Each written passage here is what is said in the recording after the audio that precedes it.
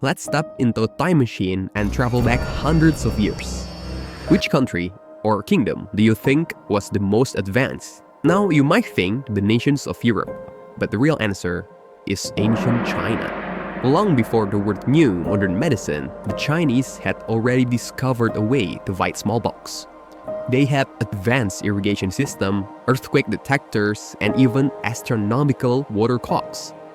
And they were the only ones who knew the recipe to the most coveted fabric among nobles in the world, the ultimate symbol of wealth at the time, silk.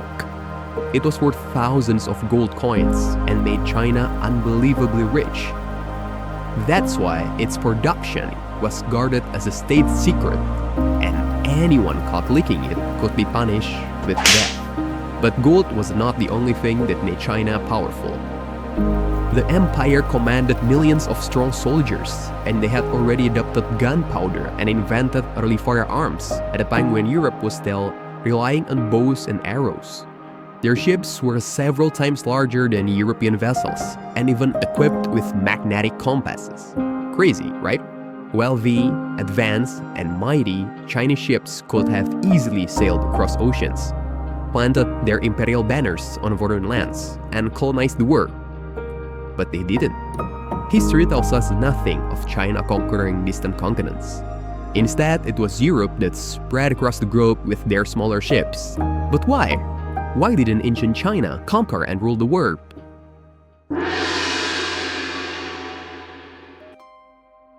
Okay, at first glance, they could have absolutely ruled the world. Ancient China had all the resources, all the knowledge, and all the power it needed to dominate the globe. So, what stopped them? Well, the first answer lies in their worldview. The people of ancient China did not see themselves as one power among many. They believed they were the power. In fact, the name they used to describe themselves, literally meaning the Middle Kingdom, already reveals everything about how they saw the world. To them, China was not just another region on the map. It was the cultural, spiritual, and technological center of the universe. They are superior, and anyone who doesn't follow Chinese culture is considered a barbarian. They were expected to come and pay tribute and acknowledge China's authority and not challenge it. Yes, they were very self-assured. Just think about it. If you already believe that your empire is the heart of civilization, why would you bother going out to conquer others? To the Chinese imperial court, compass was not just unnecessary, it was beneath them. They don't need to expand outward because in their lands, all meaningful power and knowledge already flowed from within. But why did they think like this? Of course, they had a big reason. Since the Qing dynasty, China was no longer a small fragile state squeezed by rival powers, desperate to expand or die. They are protected on nearly all sides by natural barriers. To the north stretched the endless Gobi Desert. To the west stood the Himalayas, the highest mountain range in the world, which loomed like a wall against outsiders. To the east lay the Pacific Ocean, while the south was filled with dense tropical rainforests. These barriers made large-scale outward expansion difficult. Sure, armies could cross them, but maintaining supply lines across all of that was a logistical nightmare in many ways. China was locked in by geography, and unlike the Europeans, they did not see that as a problem. We can see this in times like when China repeatedly tried to conquer the Korean peninsula. While they did succeed temporarily, the rugged mountains and the resilient local resistance made it nearly impossible to maintain long-term control. Every attempt drained sources and lives, with little to show for it. So, back to the fact that they had everything nature could offer. This is why China did not think they lacked anything. Within its borders flowed two colossal rivers, which together created some of the most fertile farmland on Earth. These rivers fed millions of people because they made the soil incredibly rich, ensuring a steady supply of food. From snowy mountains to tropical forests, China had every resource you could think of. Rice, wheat, tea, spices, bamboo, silk, minerals, timber, and with a population so large that labor was never in short supply. All of this created an empire that was completely self-sufficient. Europe, on the other hand, was fractured into dozens of small kingdoms that were constantly fighting each other. Their land was comparatively poor in resources, and their populations were smaller. They could not simply sit back and rely on nature's abundance. They had to look outward. They had to fight, to trade, explore, and eventually conquer in order to survive. In short, Europe's limitations forced it to expand, while China's strength allowed it to stay still. And let's not forget the mindset. European powers were driven by something else entirely: competition. If Portugal claimed a colony, Spain had to claim too, or risk falling behind. If Spain grew rich from American silver, England and France raced to do the same. European colonization was not born from unity, but rivalry. Each kingdom wanted to outdo the others. China simply did not think that way. All of this created a paradox: an empire with everything it needed to rule the seas, but no desire to do it. And yet, of course, not everyone in China agreed with this cautious worldview. There was one emperor, one vision, and one man who will try to break free from this mindset and show the world the might of the Middle Kingdom. A baby boy was born into a Muslim family far from the imperial capital. He was captured at a young age and sent to serve in the court. At the age of 30, he was tasked with leading the greatest naval expedition the world had ever seen. Tens of thousands of carpenters, blacksmiths, and laborers worked day and night. Their ships were like floating castles. The largest ships, known as the treasure ships, dwarfed anything Europe would build for another century. By comparison, Columbus's flagship was only about 1/5 in length. His flagship could have swallowed it whole and still have had room to spare. This is the story of Admiral Cheng He.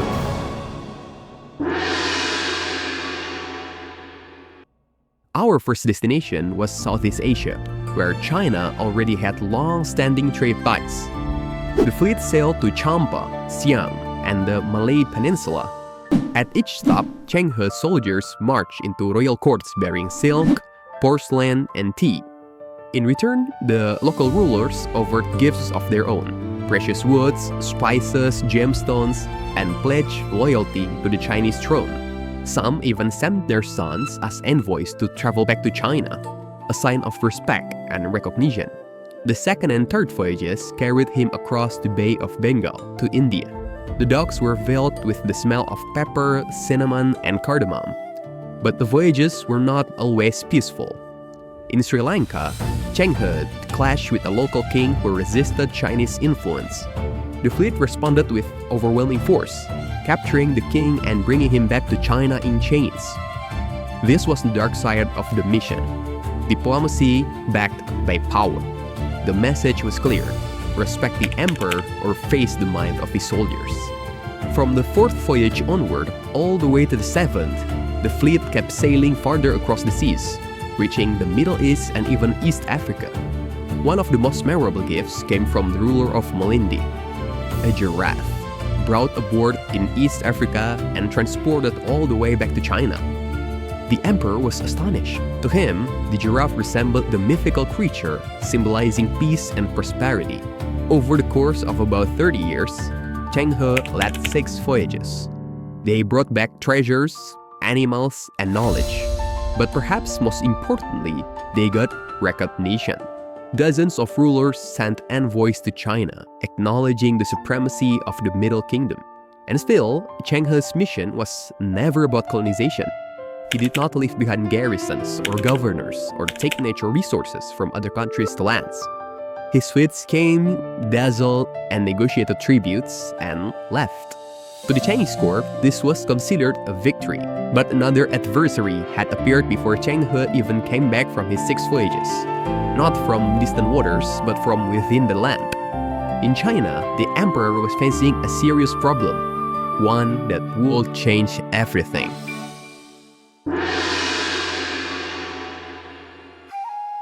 China, it turned out, was not free from enemies. There was an enemy that refused to disappear: the Mongols. To the Chinese, the Mongols were not just another foreign threat. They were a nightmare that still haunted generations after generations. Barely a century before Cheng He set sail, the Mongols under Kublai Khan had stormed into China. crush the then ruling dynasty and establish their own new rule.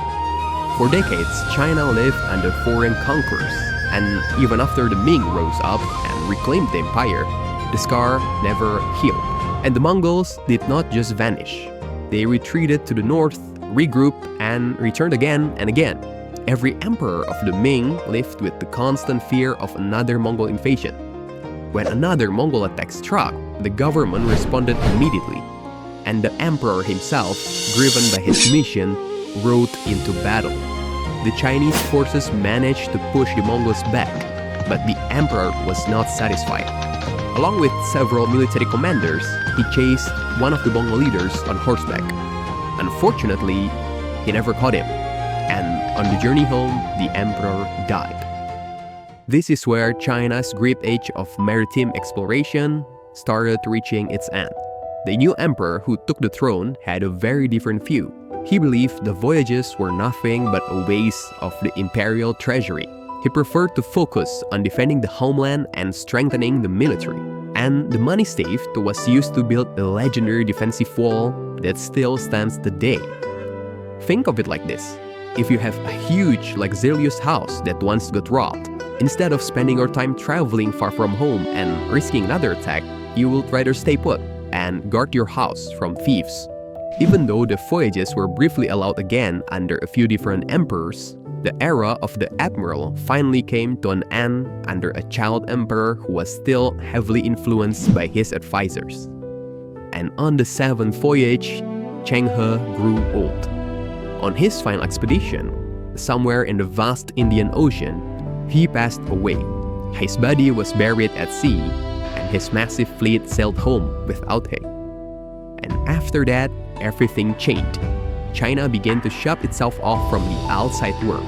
The government banned all large-scale ocean expeditions, even going as far as declaring it a crime to board a big ship.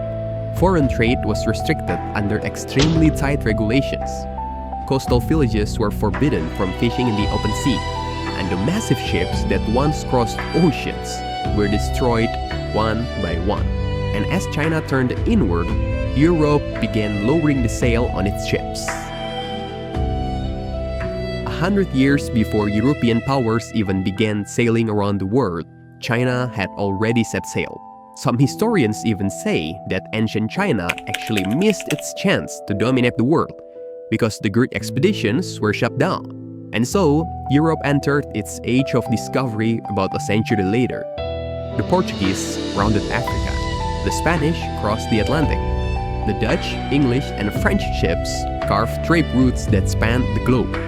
Europe's rise came through all kinds of ways: conquest, bloodshed, and slavery.